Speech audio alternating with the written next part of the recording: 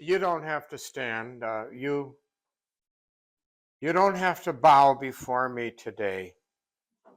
I don't feel much like a governor anymore.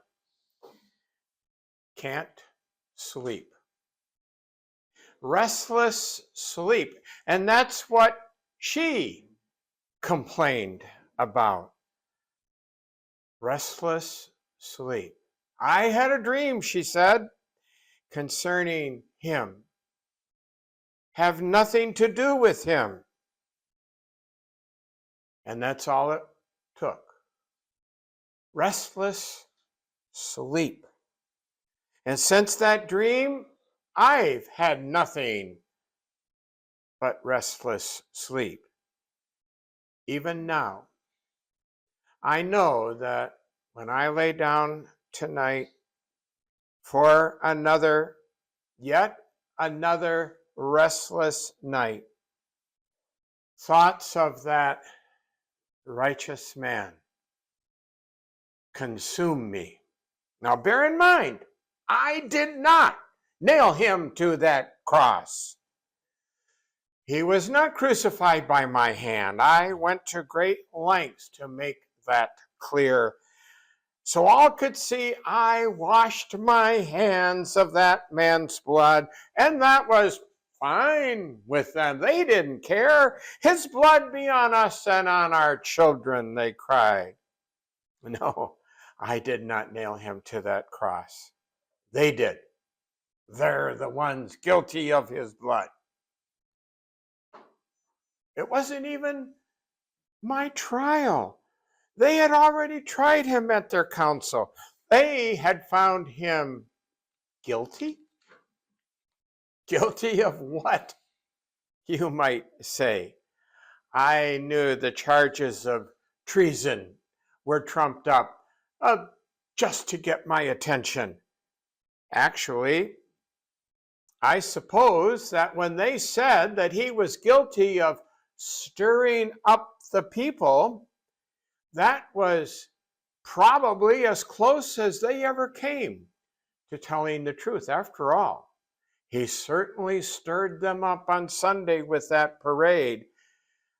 But today, the truth is they were the ones stirring up the people, their own priest, their own religious leaders. I saw them mingling with the crowd, encouraging them to call for Barabbas, stirring up the people until nothing but blood would quell their fury. This was my chance to show them who was boss. I would release Jesus. I would stand up to those despicable Jews and put them in their place. Finally, and they had it coming. Shortly after I became governor, I set up poles all around the city of Jerusalem, poles with crest at the top, golden crest bearing the image of the emperor. I expected some resistance, but I didn't care. This would be a good time to teach them a lesson. This was Roman territory now. It was time for them to recognize us and our authority. We rule the world, and that includes this God-forsaken territory of Palestine. But those people would not give up. For 6 days, they protested these Roman poles. I stood firm. They got louder and louder. When I threatened them with violence, they just argued all the more. When I threatened their leaders with death, they didn't flinch.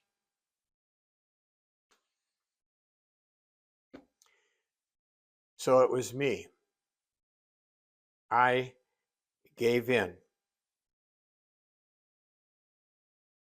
But it didn't do any good. I took down the poles. But I thought They couldn't compromise even just a little. All I wanted were a few golden shields around the city. But they said no. No, they even said no idols, they called them. These shields simply had my name on them. And of course, the name of the emperor. What harm could that do? But they persisted. I was defiling their holy city. That's what they called it. They went over my head. They sent a petition to Rome. Word got to Caesar, and the emperor himself sent word. I had to take down those shields. And then he told me off. I was offending their religion. My reputation was at stake, and now my job is at stake. And then it got even worse. Rome, at my request, began construction of an aqueduct for the city of Jerusalem. Water supply has always been a problem for the city, even when David decided to build his palace here. So, stood to reason, at least as far as I was concerned, that these people would appreciate us. Maybe, finally, they would even be grateful. I would build it as a show of good faith, a gift from Rome.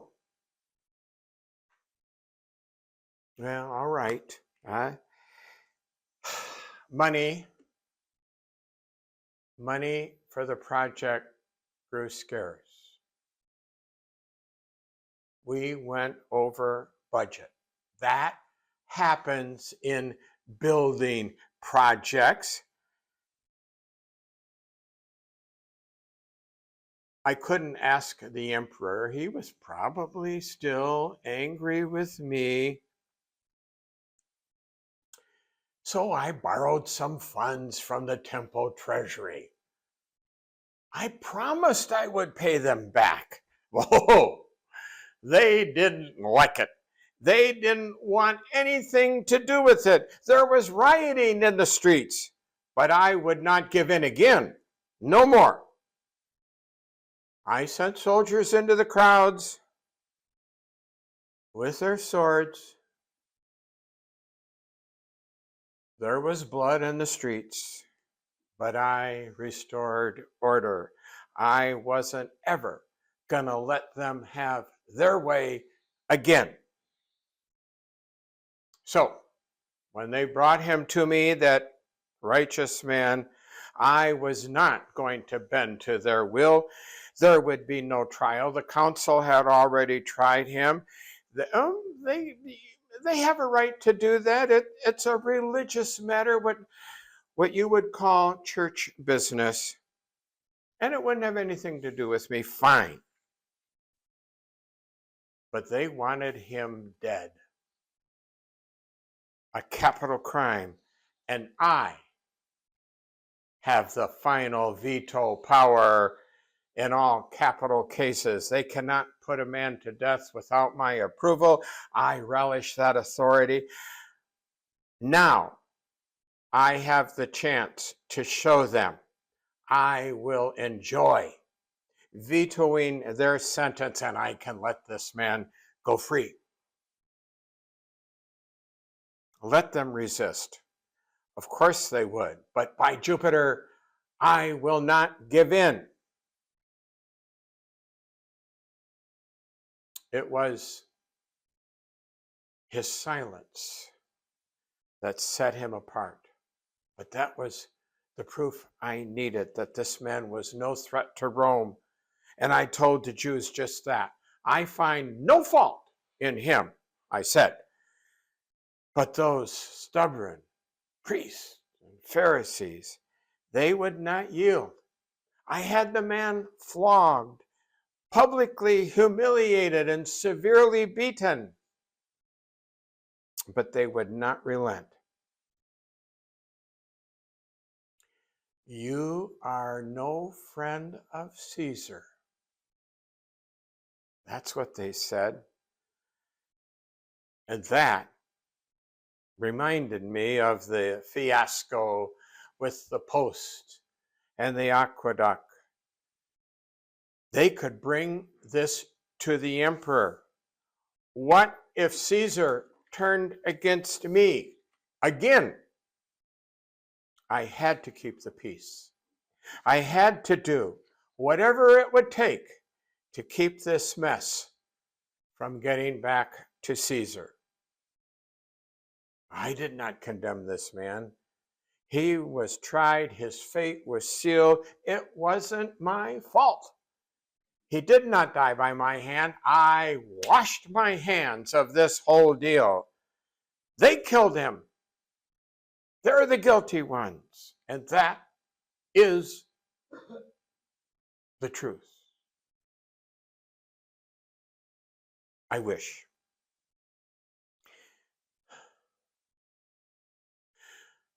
When I think of what I could have done, what I should have done, I am tormented by restless sleep.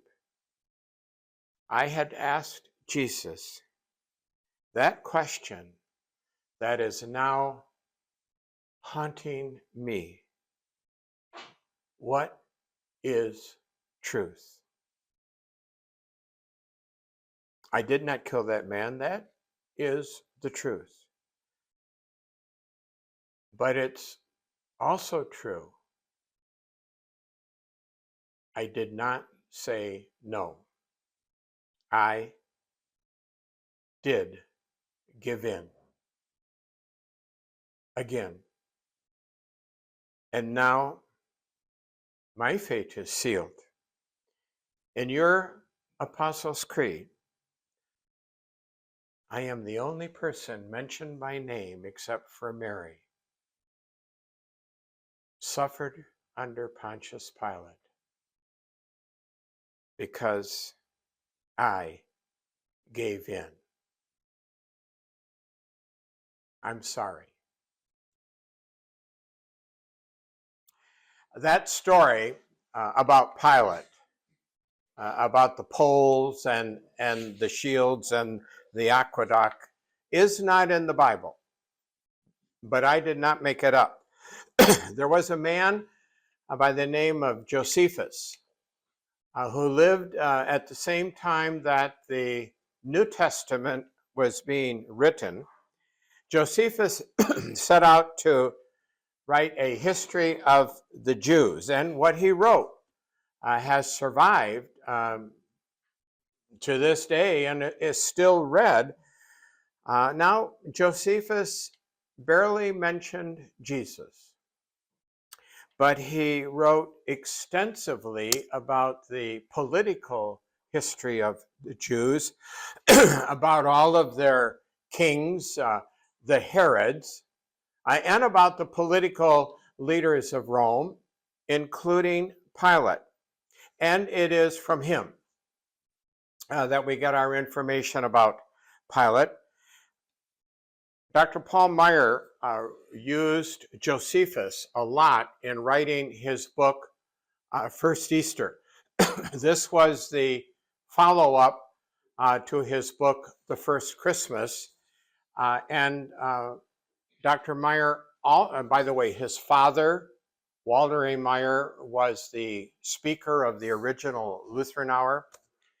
And Paul Meyer also wrote a biography of Pilate, which is Pilate and First Easter are available on Amazon. First Easter you can buy used for $4 on Amazon.